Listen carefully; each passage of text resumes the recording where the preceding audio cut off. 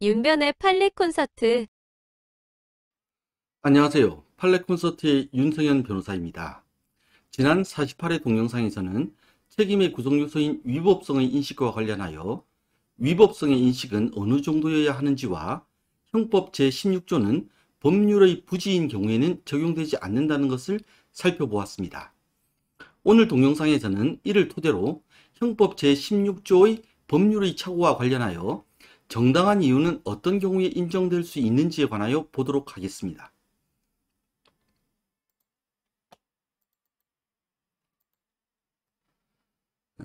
지난 동영상에서 했던 부분을 오늘 논의와 관련된 부분만 간단히 다시 보도록 하겠습니다. 먼저 형사책임이 인정되기 위하여 필요한 위법성의 인식의 정도에 대해 대법원 1987년 3월 24일 선고 86도 2673 판결은 범죄의 성립에 있어서 위법의 인식은 그 범죄 사실이 사회 정의와 조리에 어긋난다는 것을 인식하는 것으로서 족하고 구체적인 해당 법조문까지 인식할 것을 요하는 것은 아니므로 설사 형법상의 허위 공문서 작성죄에 해당되는 줄 몰랐다고 가정하더라도 그와 같은 사유만으로는 위법성의 인식이 없었다고 할 수 없다고 하고 있습니다. 다시 말해서 형사 책임을 인정하기 위해 요구되는 위법성의 인식이란 지금 하고 있는 행위가 상식적으로 볼 때 문제의 소지가 있다는 것 정도만 인식하면 충분하지 어느 법, 몇 조에 위반되는 어떤 죄라는 것까지 알 필요는 없다는 것입니다. 실제로 위법한 행위를 하면서도 죄가 되지 않는 것으로 잘못 인식하는 경우는 첫째, 그런 법도 있나요? 라고 생각하는 경우와 둘째, 내 경우까지도 죄가 되나요? 라고 생각하는 경우 이렇게 두 가지가 있는데 첫 번째 경우를 법률의 부지라고 부릅니다.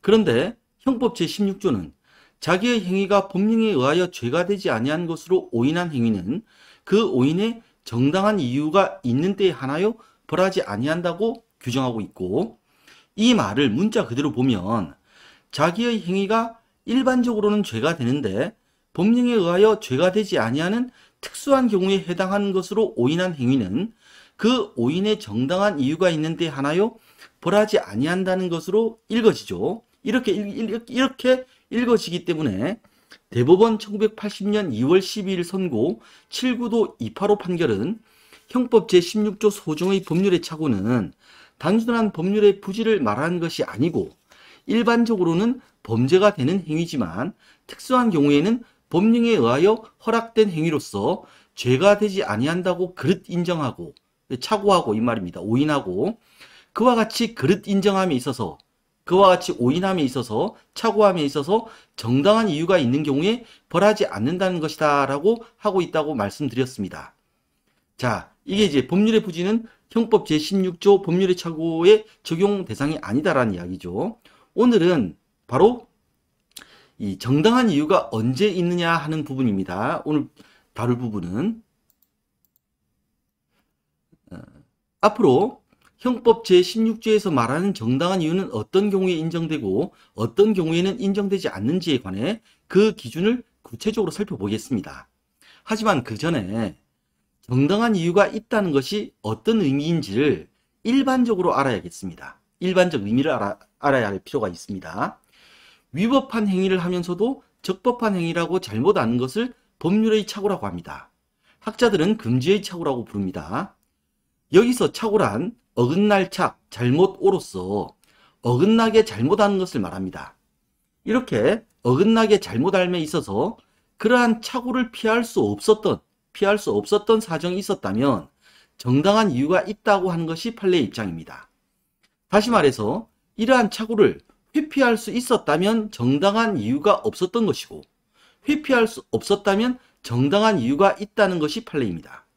이를 학자들은 법률의 착오, 금지의 착오를 함에 있어 회피 가능성이 없었다면 정당한 이유가 있는 것이고 회피 가능성이 있었다면 정당한 이유가 없다는 것으로 요약하여 교과서에서 서술하고 있습니다. 이해가 되시죠? 이건 일반론입니다. 위법 행위를 저지르면서도 적법하다고 잘못 인식한 경우는 다음과 같이 나눌 수 있습니다. 첫 번째 경우는 의문의 여지 없이 위법하다고 인식할 수 있는 경우임에도 자신은 위법한 줄 몰랐다고 주장하는 경우입니다. 두 번째 경우는 의문의 여지 없이 위법성을 인식할 수 없는 경우여서 자신은 적법한 줄 알았다고 주장하는 경우입니다. 첫 번째 경우의 정반대 상황이죠. 셋째의 경우는 첫째와 둘째 사이 중간에 있는 거죠. 자신이 하는 행위가 위법한지 여부에 대해 의문의 여지가 있는 경우입니다. 다시 말하면 위법한지 적법한지 좀 애매했던 경우입니다. 그런데 이 세 번째 경우는 다시 두 가지로 나눌 수 있습니다.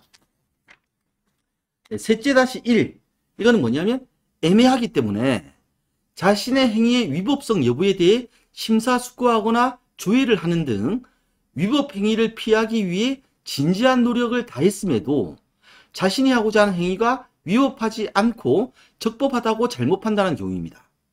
셋째 다시 2, 이런 경우는 애매한 상황에서 아무런 노력을 다하지 않거나 충분히 노력을 하지 않아, 즉 진지한 노력을 다하지 않아서, 그 진지한 노력을 다하지 않는 경우는 두 가지죠. 아예 노력을 안 하거나 노력을 하긴 했는데 충분히 노력하지 않는 거, 이게 다 진지한 노력을 다하지 않은 경우입니다. 이렇게 아무런 노력을 하지 않거나 충분히 노력을 하지 않아 위법한 행위를 적법하다고 잘못 판단하게 되는 경우입니다. 먼저 각 경우에 대한 사례를 들어보겠습니다. 첫째, 의문의 여지 없이 위법하다고 인식할 수 있는 경우임에도 자신은 위법한 줄 몰랐다고 주장하는 그런 경우에 대한 사례를 봅시다. 즉, 의문의 여지 없이 위법하다고 인식할 수 있는 상황임에도 자신은 위법한 줄 몰랐다고 주장하는 경우에 대한 사례입니다. 대법원 1979년 8월 28일 선고 79도 1671 판결인데, 여기에는 뭐라고 되어 있냐면, 당국에 신고하여야 한다는 것을 모르고 신고 없이 사체를 매장한 경우 당국에 신고한 후에 그 시체를 매장하여야 함은 일반 상식으로 되어 있으므로 위법 행위를 합법 행위로 오인하였음에 정당한 이유가 있는 때에 해당하지 않는다고 판단하여 피고인의 매장 등 묘지 등에 관한 법률 위반죄에 대해 유죄를 선고하였습니다. 매장 등 및 묘지 등에 관한 법률은 이제는 장사 등에 관한 법률로 이름이 바뀌었습니다. 하지만 그때 법률 이름은 매장 등 및 묘지 등에 관한 법률이었죠. 근데 이 경우를 잘 보면 신고 없이 사체를 매장하는 것이 위법하다는 것은 상식적으로 의문의 여지 없이 알 수 있는 경우입니다.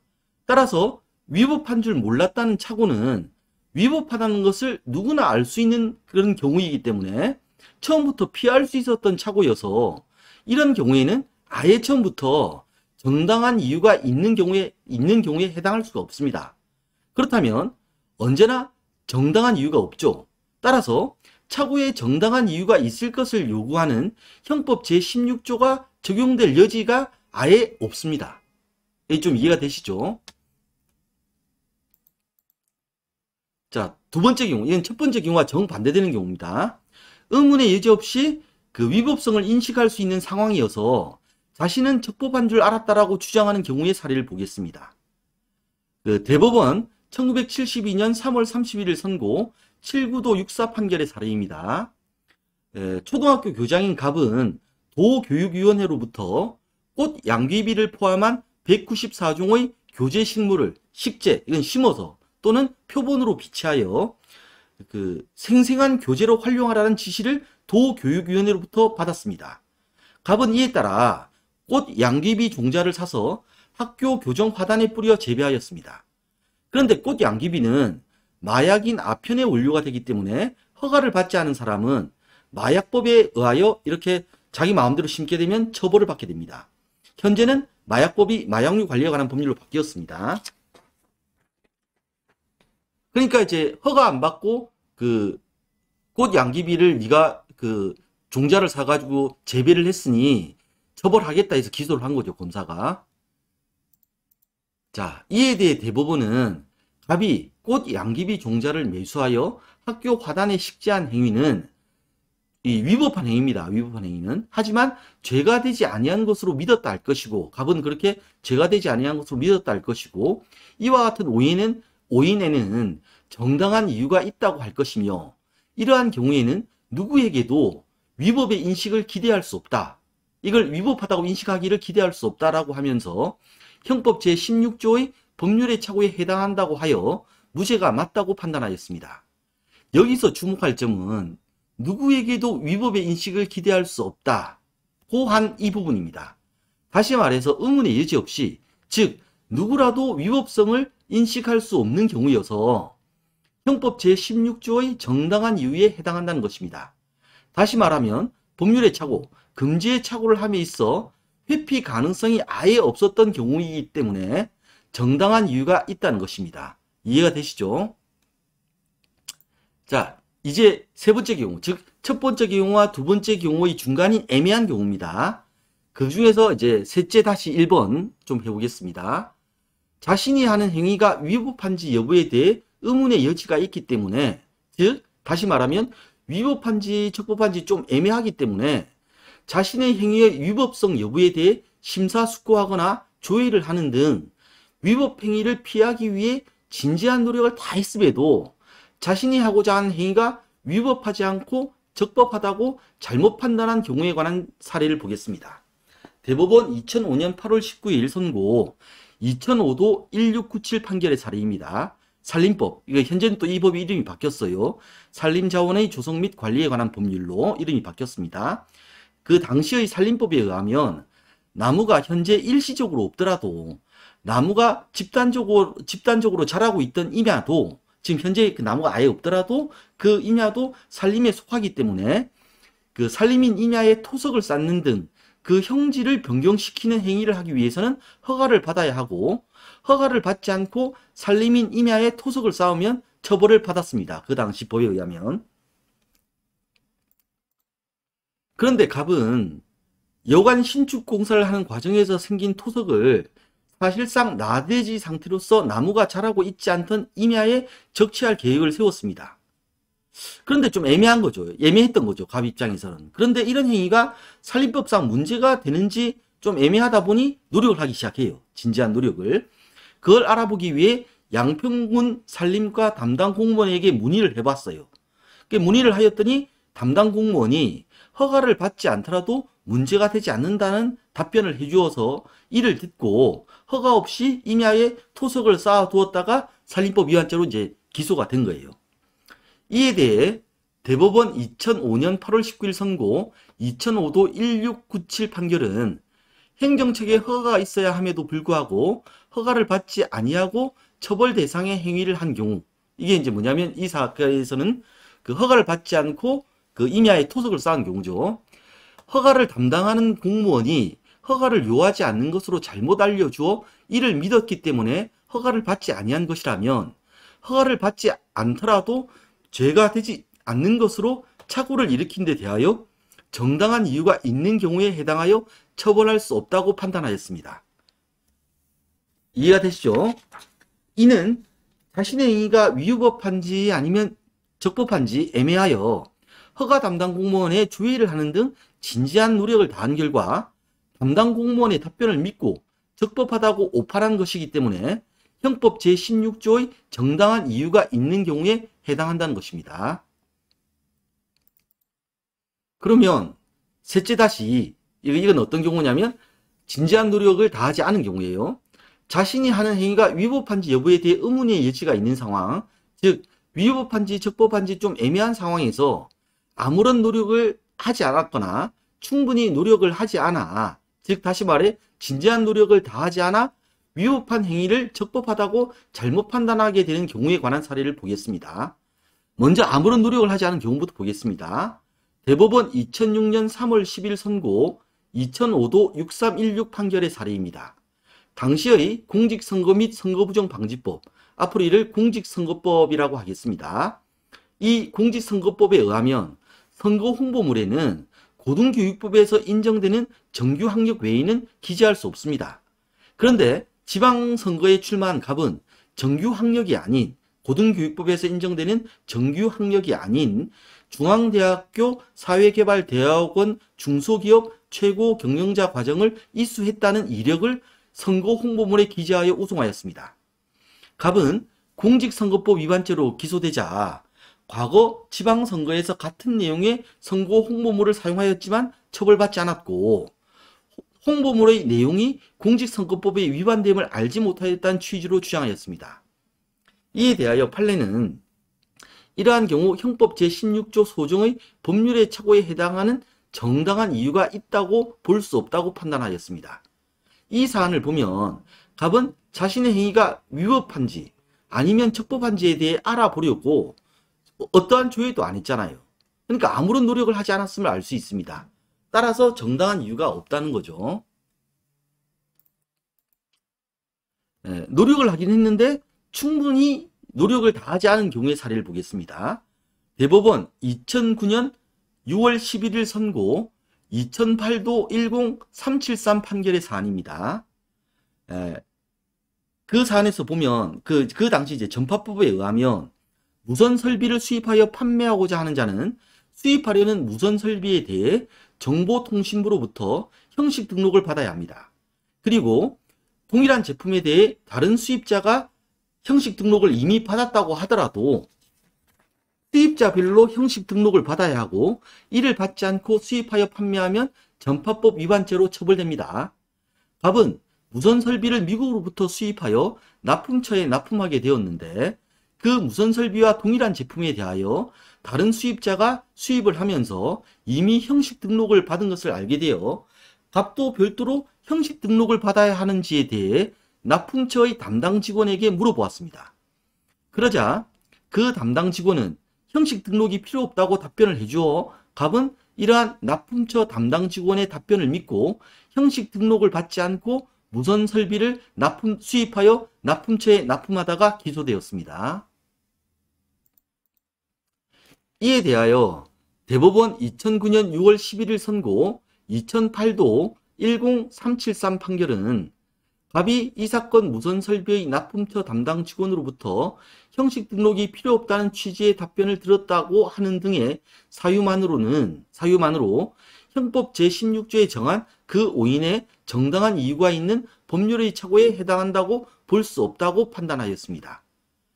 이 사례에서 갑은 무선 설비의 수입과 관련하여 자신이 별도로 형식 등록을 받아야 하는지에 관해 나름 조회를 하는 등 노력을 하긴 했습니다.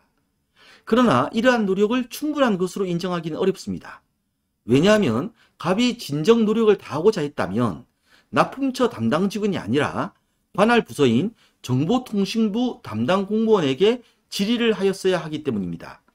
따라서 이러한 경우에는 위법한지 아니면 적법한지 여부를 알기 위해 진지한 노력을 다하였다고 할 수가 없어 정당한 이유가 있는 경우에 해당하지 않는다는 것이 그 대법원의 판단입니다. 자, 이제까지 살펴보았던 경우들을 도표로 표시해 보겠습니다. 자, 이게 이제 첫째, 의문의 여지 없이 위법하다고 인식할 수 있는 경우인데 이제 적법하다고 인식한 거죠. 이거는 처음부터 법률의 착오를 회피할 수 있는 가능성이 있어. 왜냐하면 누구라도 의문의 여지 없이 위법하다고 인식할 수 있는 경우이기 때문에 법률의 착오를 회피할 수 있는 가능성이 있어 언제나 정당한 이유가 없으므로 형법 제16조가 적용될 수 없죠. 왜냐하면 형법 제16조는 정당한 이유가 있는 경우에 적용되는 거니까요. 이해되시죠? 그래서 이 경우는 아예 처음부터 형법 제16조가 적용될 수 있는 경우가 아닙니다. 자, 둘째 경우는 정반대되는 경우라 그랬죠. 의문의 여지 없이 위법성을 인식할 수 없는 경우, 즉 누구라도 의문의 여지 없이 적법하다고 생각할 수밖에 없는 경우죠.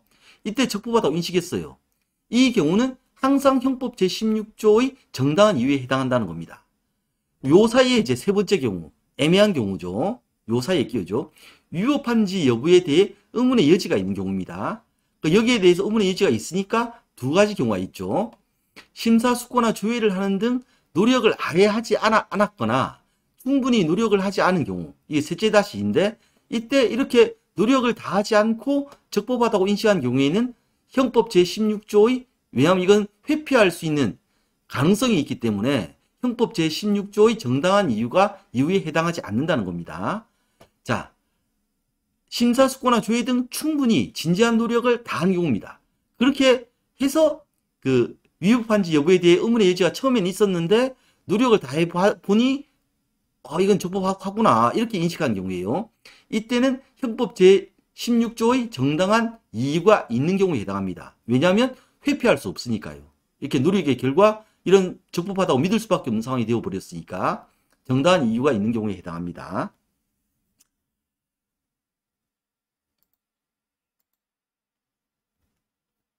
그런데 앞서 말씀드렸듯이 첫째 경우는 의문의 여지 없이 누구나 위법하다고 인식할 수 있는 경우이기 때문에 처음부터 착오를 피할 수 있어서 착오를 회피할 가능성이 있어서 정당한 이유가 없다는 것이 명백하여 착오에 정당한 이유가 있을 것을 요구하는 형법 16조가 아예 적용될 수 없습니다.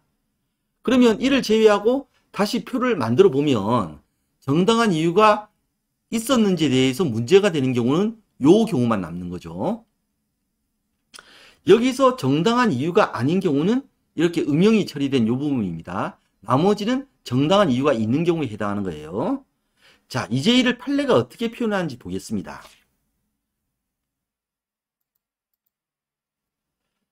먼저 판례가 문장을 작성하는 어떤 원리 같은 것을 설명해야 할 것 같습니다. 판례를 읽어보면 이해하기도 어렵고 문장이 매우 불친절한 경우가 있습니다. 그런데 판례를 이렇게 작성하는 이유가 읽는 사람을 괴롭히기 위해서가 아닙니다. 판례는 두 가지 원칙에 입각해서 그 문장을 작성하는 것으로 보입니다. 첫째 원칙은 조문에 충실해야 한다는 원리입니다.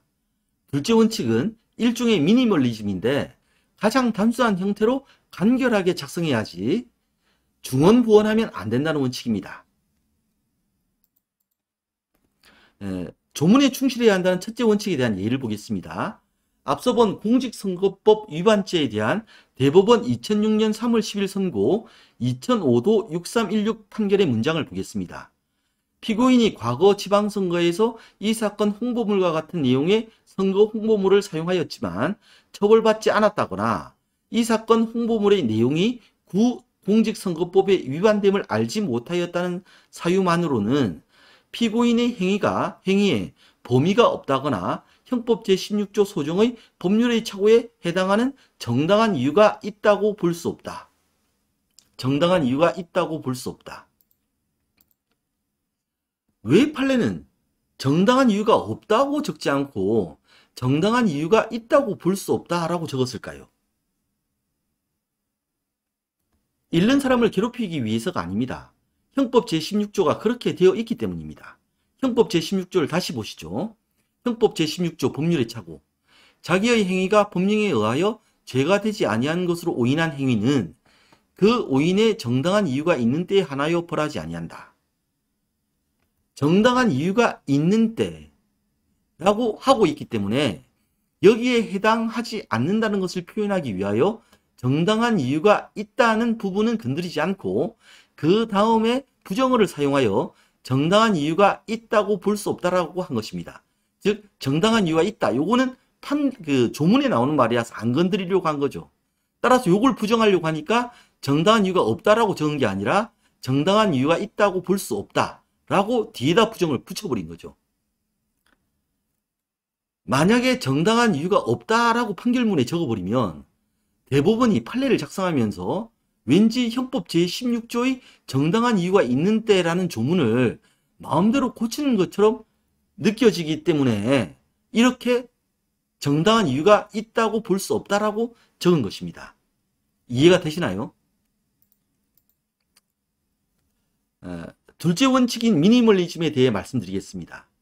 앞서 보았듯이 여기서 보면 그 정당한 이유가 있는지 여부가 문제되는 경우는 다음 표와 같습니다. 왜냐하면 첫째 경우는 아예 언제나 정당한 이유가 없기 때문에 정당한 이유가 있는지 여부를 판단할 필요가 없으니까 그건 제외하니까 요 세 가지 경우만 남는 거죠. 여기서 보면 이 세 가지 경우에서 정당한 이유가 없는 경우는 요 한 경우고 나머지 경우는 둘 다 정당한 이유가 있는 경우입니다. 이를 가장 간단하게 적는 방법이 무엇일까요? 세 가지 경우 중에 정당한 이유에 해당하지 않는 요 단 하나의 경우, 즉 정당한 이유가 있다고 볼 수 없는, 정당한 이유가 없는 단 하나의 경우를 중심으로 적어가는 겁니다. 만약 그렇게 적지 않고 이런 경우는 정당한 이유가 있고 이런 경우는 정당한 이유가 없고 저런 경우는 정당한 이유가 없고 이런 식으로 적어가면 글이 길어지면서 지저분해집니다. 간결하게 적어야 되는데 지저분해지는 거죠.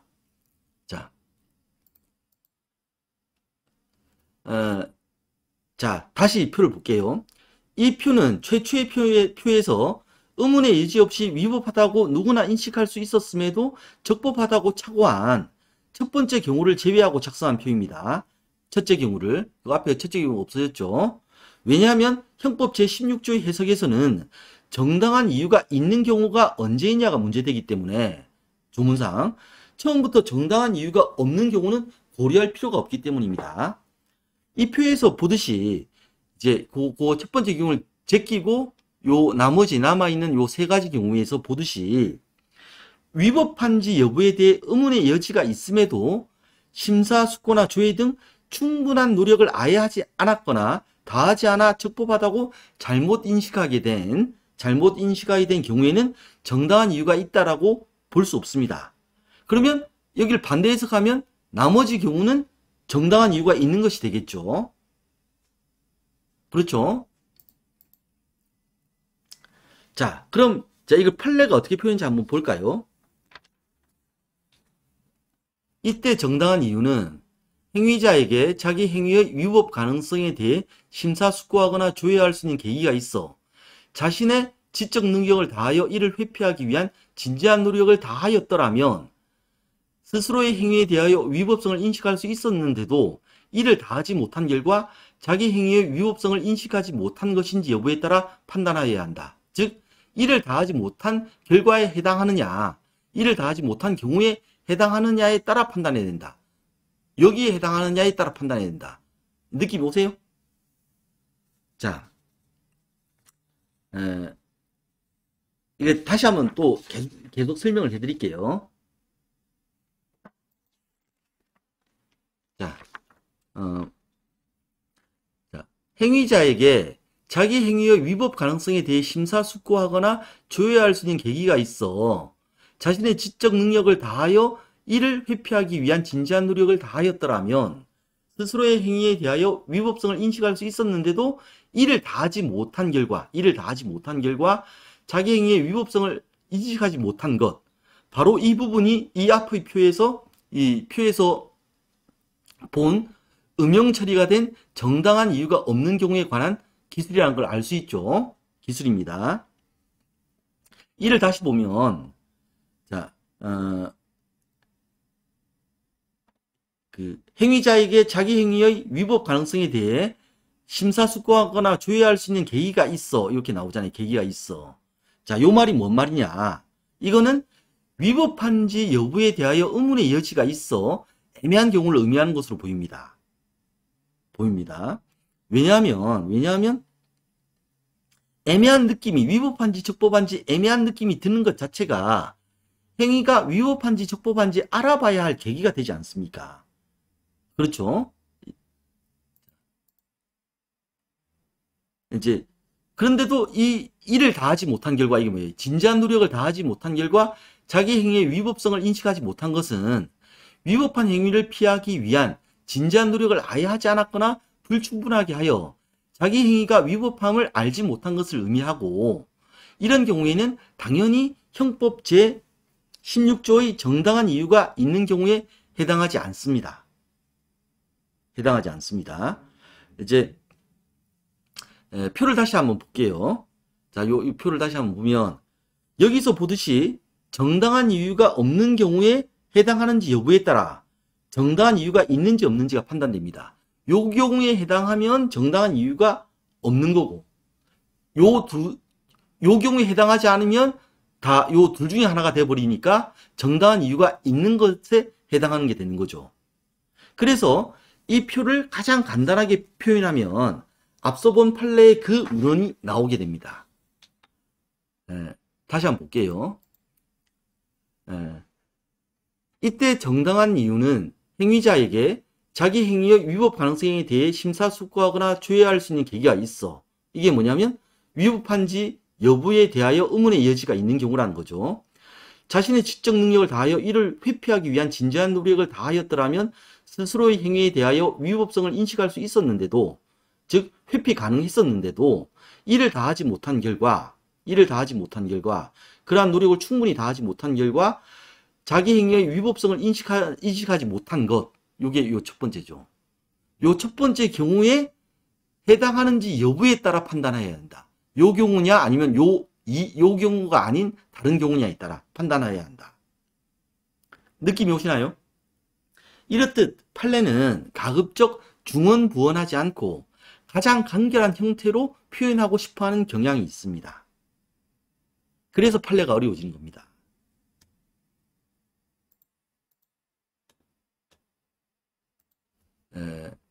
오늘 동영상에서는 형법 제16조의 정당한 이유에 대해 구체적으로 살펴보면서 판례가 문장을 작성하는 원칙들에 대해서도 보았습니다. 다음 시간에서는 드디어 대법원 2021년 11월 25일 선고 2021도 10903 판결을 본격적으로 살펴보도록 하겠습니다. 지금까지 윤성현 변호사였습니다. 고맙습니다.